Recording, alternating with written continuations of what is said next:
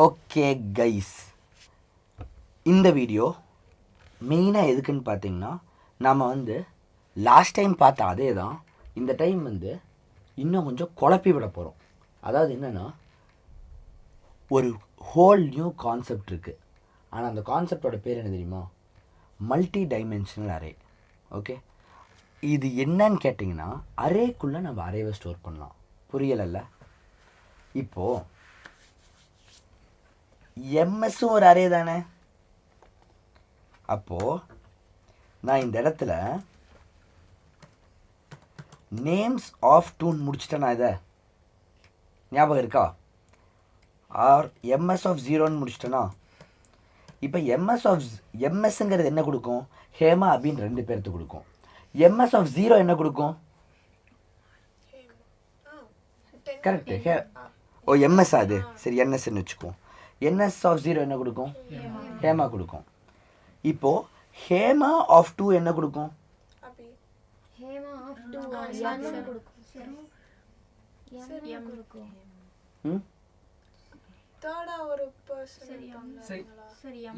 Hema of 2, ஹேமாங்கிற string square ப்ராக்கெட்டுக்குள்ள 2 என்ன கொடுக்கும்?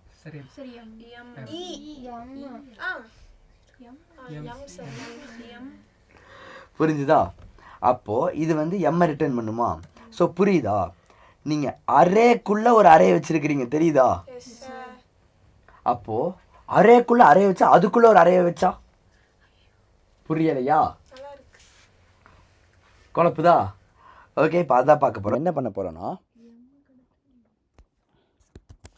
String wings அப்படின்னு ஒரு அரே வைக்க போகிறோம். இந்த விங்குக்குள்ளே வந்து 10 விங் இருக்க போகுது. ஓகேவா? இந்த 10 விங்கில் ஒவ்வொரு விங்குக்குள்ளேயும் ஒரு 4 பேர் இருக்க போகிறாங்க. ஓகே, ஸோ இப்போ நான் என்ன பண்ண முடியும்னு பாருங்கள். It is going to be like crazy of crazy. இப்போ என்னால் என்ன பண்ண முடியும்னா, சிஎல் போட்டு, சரி ஃபஸ்ட்டு அதை அரேவை ஃபில் பண்ணுவோம். இது எல்லாத்தையும் டெலிட் பண்ணிடலாம். கசன்னு ஏறிக்கிட்டு இருக்குது. கரெக்டாக? இப்போது விங்ஸ்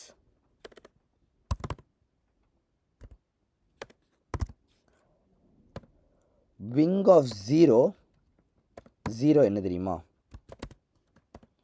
அயன்மேன் கொடுக்கலாமா? நான் இப்படி கரெக்டு தானே? நல்லா பார்த்துக்கோங்க. இப்போ அயன்மேனில் இருக்கிறவங்க பேர் எனக்கு வேணும். விங்ஸ் ஆஃப் ஜீரோ, அதில் இருக்க முதல் நபர் யார்?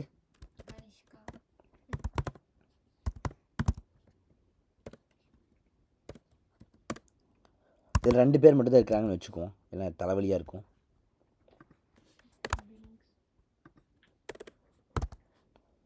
விங்ஸ் ஆஃப் 0 2 ஈக்குவல் டு, ஓகேவா? சரி, விங்கு வந்து நமக்கு 10 விங்கு வேணாம். இப்போதைக்கு நம்ம ஒரு 2 விங்கை மட்டும் வச்சுக்குவோம். விங்கு 0 1ன்னு 2 விங்கை மட்டும் வச்சுக்குவோம். இப்போ விங்ஸ் ஆஃப் 1 இது அடுத்த விங்கு. புரியுதா? இப்போ இந்த விங்கோட பேர் என்ன? லோக்கி.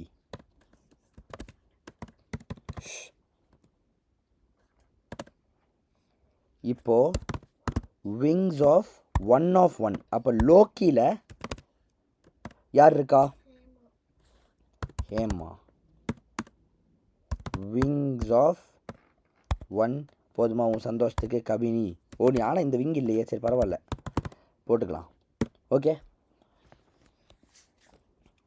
இப்போ புரியுதா? 2 விங்கில் இருக்கிற பீப்புள். இப்போ எனக்கு சொல்லுங்கள், நான் வந்து இப்போ சிஎல் விங்ஸ்ன்னு பண்ணுறேன், என்ன ஆகும்?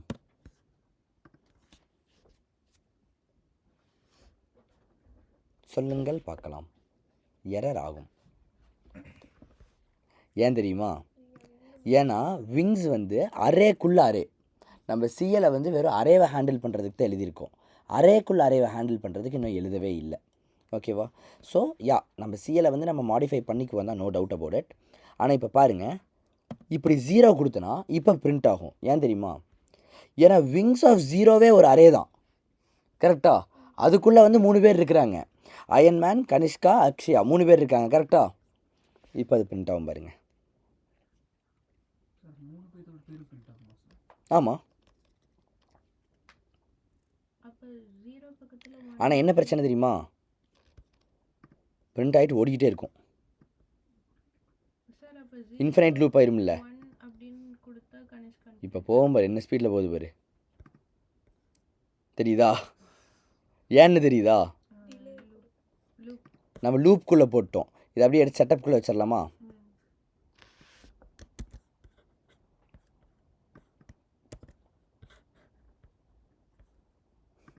போயிட்டே இருக்குது பார்த்தீங்களா, நல்லா இருக்குல்ல இது.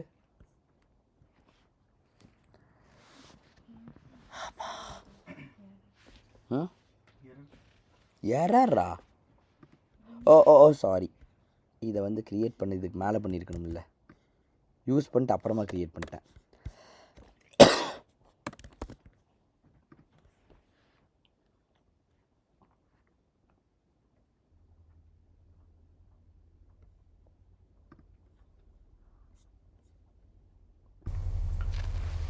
அந்த பட்டன் அமுத்தி ஒரு ரீசெட் பண்ணோன்னே பிரிண்ட் ஆகும் பாருங்கள்.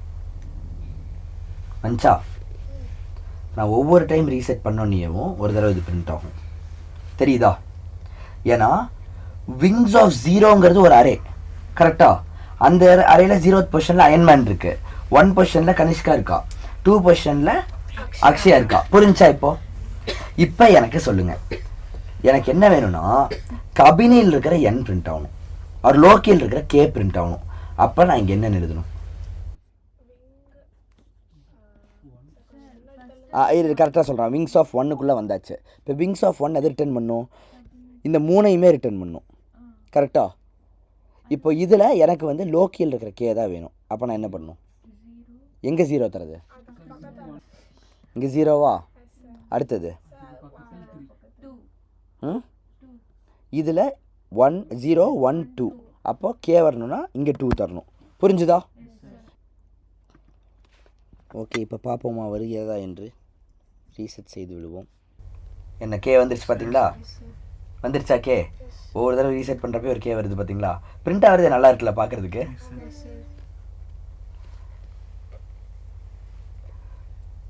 Okay, this is how beautiful it is.